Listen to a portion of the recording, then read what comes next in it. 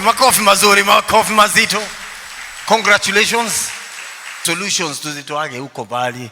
We have our problems. We can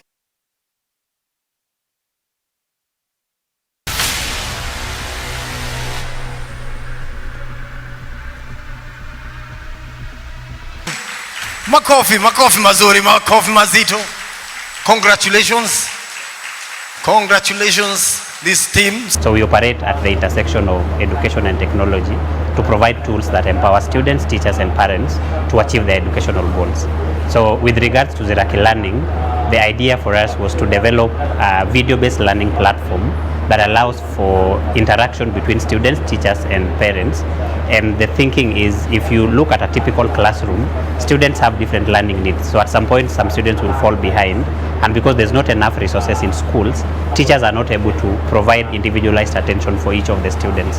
So there are students that might need to repeat a concept twice or three times. And by the time they're looking at it the fourth time, they're, oh, so this is what it's about.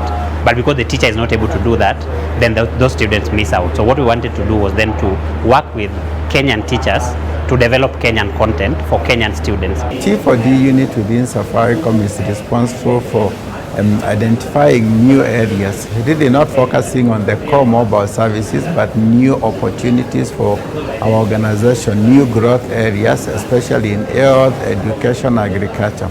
And for us to be able to do that, partnerships are very crucial to us. It's through partnerships that we are able to create more value together. We are able to leverage on our strengths as an organization and those strengths of our partner to come up with very transformative solutions which talk to the audience and the constituencies we want to serve. And we usually do this in a shared value way.